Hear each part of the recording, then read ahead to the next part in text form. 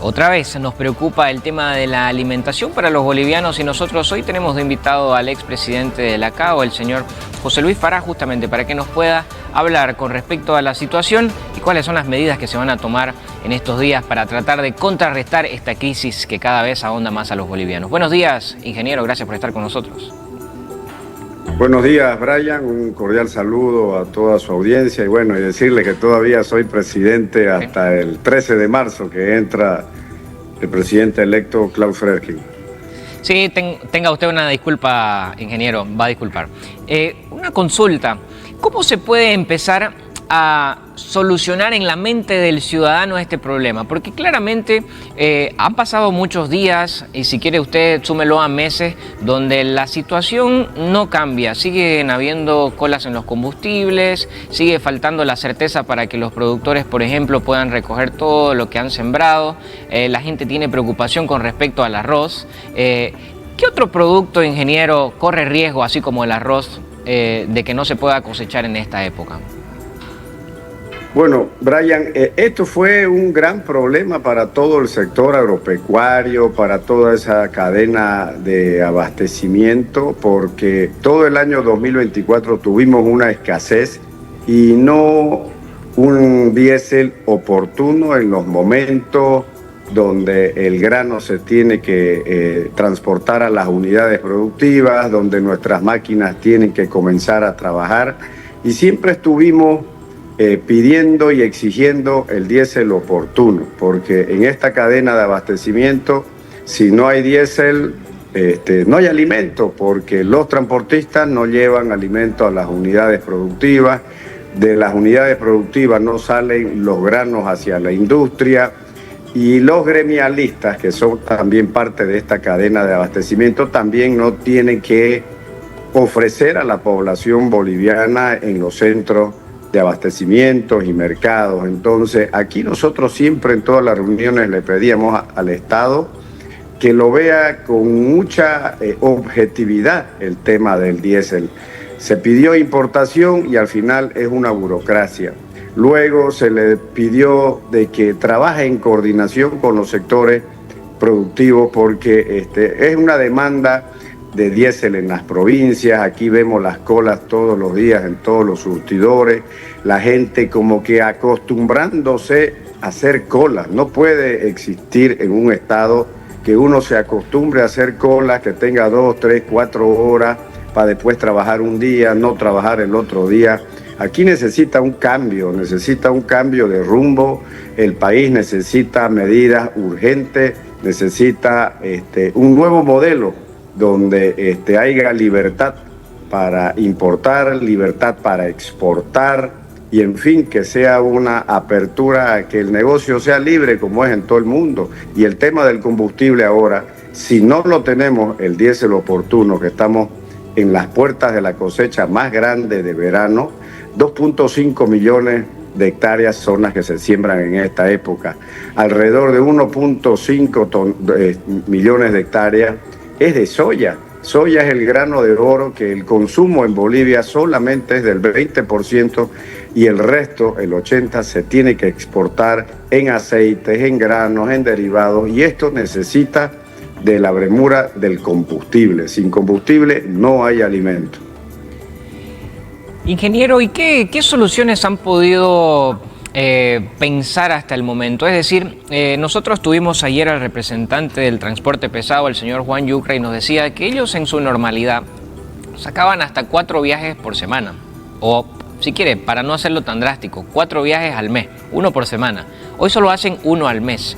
Ellos son los encargados, ellos son encargados de transporte, y me parece pertinente hacer esta analogía porque me llama la atención la preocupación que tienen ellos, a pesar de que no son específicamente productores de alimentos. Ellos son los transportadores del alimento, pero claro, como ciudadanos están preocupados porque pertenecen a los dos sectores, pues, ¿no? Al que ayuda al productor a llegar, a trasladar a los centros de confinamiento, a los centros de producción donde tienen que llevar el alimento, pero ya no tienen la capacidad y tampoco están teniendo ni la capacidad de cargar combustible ni la capacidad de comprar alimentos. O sea, están preocupados porque bajo ninguna de las circunstancias donde se pueden mover, ingeniero, están pudiendo resolverlo.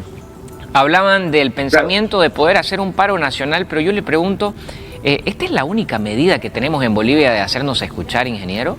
Porque claramente hemos pasado por severos días de paro y ha sido la única manera de poder tal vez darle el brazo a torcer a la gente que está ahí en el gobierno. Sin embargo, cuando hablamos de parar, estamos hablando de dejar de producir cualquier otro sector que ahorita tenga la bendición de estar produciendo, y obviamente eso también es como tirarse un tiro al pie, si es que vale la ejemplificación, ingeniero. Claro, usted lo ha ejemplarizado muy bien. Al final de cuentas, el sector privado es una cadena. Todo el sector privado es una cadena, porque al final nosotros somos los productores que producimos materia prima. El transporta insumos para utilizar nosotros en el campo, en las unidades productivas. Nuevamente, el transporte transporta los granos y los productos que salen hacia los centros de abastecimiento o hacia la industria. El transporte es un motor muy particular en el sector productivo, porque es el que nos lleva insumos, luego saca los insumos hacia los centros de abastecimiento, supermercados o hacia exportación, ¿no es cierto? Entonces, si ellos hacían 2, 3, 4 viajes a la semana y ahora hacen 2, 3, 4 viajes al mes, ahí usted se puede dar cuenta, y la población también, de que no puede frenarse al sector productivo. Si usted ahorita no consigue diésel, va a ser una hecatombe total, porque no va a haber alimento y no vamos a tener ni trabajo los bolivianos, porque dentro de toda esta cadena de abastecimiento trabajan alrededor de 1.600.000 personas en nuestras unidades productivas, sin contar el tema del transporte, sin contar el tema de gremiales. Entonces, esto es un perjuicio total para la población. Yo creo que el presidente debería tomar cartas en el asunto y debería colocar ministros que le entiendan al sector privado, que entiendan cómo se produce un kilo de carne, que entiendan cómo se produce un huevo, que entiendan cómo se produce 2 toneladas o 3 toneladas por hectárea de soya, que entienda cuánto se produce por tonelada o fanegas en arroz. Los tiempos son precisos en el sector agropecuario. Uno no puede ahora sembrar porque ya es época de cosecha, acabaron las aguas, ¿no es cierto? Tenemos cultivos de invierno que una vez cosechada la cosecha de verano, tenemos que empezar a preparar nuestros terrenos para la siembra de invierno. Esto es un ciclo. El país necesita un cambio. El país es un país que puede ser un gran promotor de grano, puede ser un país exportador de carne, de soya, derivado. Es un país diverso que podemos producir un montón de cosas y con eso mismo vamos a generar dólares, que es lo que necesita el país. Lo que pasa es que hay que tener un enfoque de todo lo que es el sector productivo. Ya lo decíamos antes, ya se acabaron los hidrocarburos, los minerales todavía se sustentan y el motor impulsor ahorita de la producción de alimentos es el sector productivo en conjunto con los transportistas, con los gremialistas, y es el sector que puede en esta nueva década, de aquí a unos 5 o 10 años, ser un gran impulsor para la apertura y el ingreso de dólares. Si producimos más, consumimos más en Bolivia y todos nuestros excedentes pueden ser exportados. Es una lógica muy sencilla. Lo que tiene que hacer es colocar gente que le entienda al sector, que sepa que el modelo es entre privado, el sector público debe ser un coadyuvante, debe ser un facilitador para todas las políticas que necesita el empresariado privado. Ingeniero, después de toda la opinión y obviamente todo lo que usted nos está comentando con certeza de facto, porque lo viene trabajando, me imagino que toda su vida profesional, ustedes se encargan de producir alimentos. ¿Qué opinión le merece, por ejemplo, que salga el director de la ANH, el señor Germán Jiménez, a decir que es un problema de desabastecimiento porque las personas no están sabiendo tener un control para cargar combustible? Es decir, existe una interpretación errónea con la realidad, ¿Qué opinión le merece a usted eso? Es decir, echarle la culpa al ciudadano porque va y carga combustible cuando todavía tiene, ¿a usted le parece que es la razón por la cual esté habiendo desabastecimiento en el país? Sí, claro, si el boliviano o la boliviana va y echa gasolina es porque no tiene combustible en su vehículo y tiene que transportarse. No creo que el boliviano vaya a hacer cola por querer vivir en cola. Tiene que trabajar, tiene que llevar sus hijos a los colegios, a los centros educativos. Yo creo que esa opinión deberían ellos tratar de prever, más bien que en sectores feriados trataban de echar la culpa a los surtidores.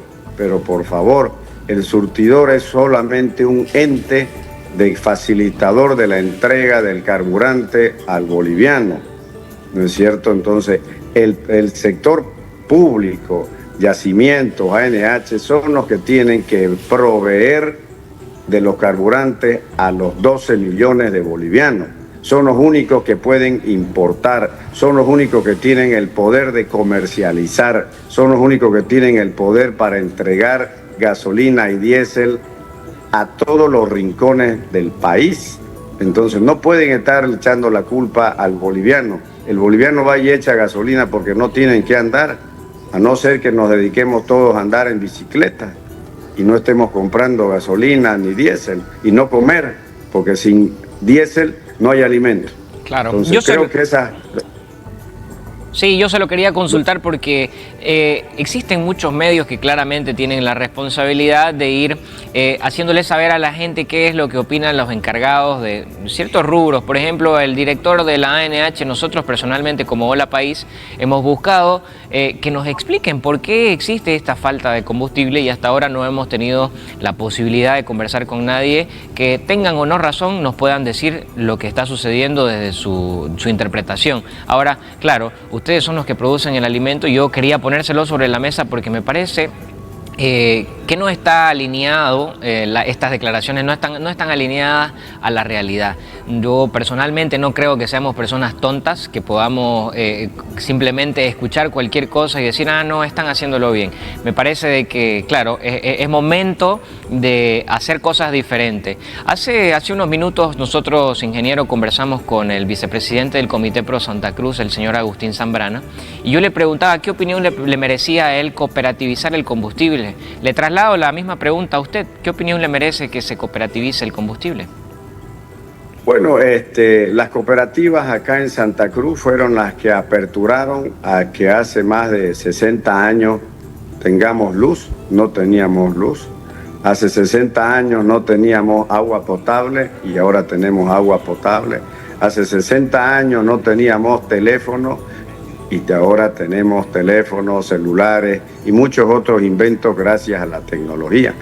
Entonces quiere decir de que en Santa Cruz y en el país el modelo cooperativa existió, existe, da éxito y Santa Cruz se ha formalizado en ese gremio del cooperativismo. Como son nuestras instituciones, Brian, nuestras instituciones tenemos asociatividad, nosotros asociamos federaciones, asociamos cooperativas, asociamos cámaras, porque es un modelo donde todos nos damos la mano, donde todos invertimos, donde todos tratamos de buscar el mejor camino y solución para todo el gremio.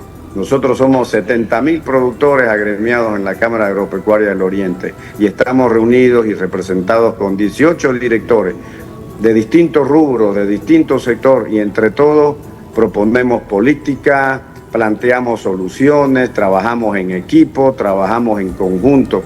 Y eso es lo que debe hacer, ¿no es cierto?, el país. El país necesita tener un nuevo cambio de modelo, de una matriz productiva, de un nuevo cambio, de trabajar con todo. Nosotros nos hemos reunido N veces, se formaron gabinetes agropecuarios, solamente tuvimos 2 eventos aprobados en biotecnología. Necesitamos 4 más para maíz, para trigo, para otros eventos, para producir más, poder tener más alimento accesible al bolsillo y exportar. Eso es sencillamente lógico, fácil. El sector público debe ser un aliado del sector privado, no debe ser un contrincante, más bien habría que proveérsele todas las herramientas para que, si es que el sistema cooperativo da para que tengamos diésel, una empresa, una cooperativa o X cantidad de socios importen el carburante y lo tengamos, y de repente no lo tengamos a 3.72, lo podamos tener un poco más caro, pero no podemos dejar de no tener combustible. Una máquina no funciona y se paraliza el sector productivo. Vuelvo a repetir, sin diésel no hay alimento, y eso es lo que debe entender el gobierno. Y no nos puede tener en cola todos los días del año, casi ya, porque prácticamente toda la población paramos en cola buscando qué surtidor tiene gasolina, qué surtidor tiene diésel. Y si usted fuera a las provincias, la gente lleva mesas, se pone a jugar cartas, espera el combustible, llega poco, no llega lo necesario. Esto no se puede vivir, esto no es democracia, esto no es un país que tenga estabilidad. Sí, yo personalmente lo he estado comentando, ingeniero. Este fin de semana me tocó, no quiero poner ningún argumento que por ahí hiera susceptibilidades, pero tuve que hacer cola 5 horas para poder cargar combustible. Imagínese usted, son 5 horas que me perdí de disfrutar de, vaya uno a saber lo que quiere hacer, pero son 5 horas que la vida no me va a devolver y que antes no pasaba. Y si antes no pasaba, quiere decir que se puede resolver. Entonces, si no se ha resuelto hasta ahora es porque no han querido, porque no sé por qué. No quiero vertir opiniones que por ahí no me competen, pero quiero agradecerle por su tiempo y por habernos ilustrado cuál es la situación real de lo que está sucediendo en el sector productivo, ingeniero, presidente de la CAO. Gracias, Brian. Yo solamente decirle que cuando uno quiere es voluntad. Una voluntad política de trabajar con 12 millones de bolivianos, una voluntad política de trabajar con 9 departamentos. Todos tenemos potencialidades, todos tenemos necesidades y todos debemos ser escuchados y tener respuestas a los planteamientos que hacen. Lo único que necesita uno es condiciones para trabajar, y eso es lo que piden los bolivianos, no es solamente nosotros. Gracias a usted, Brian.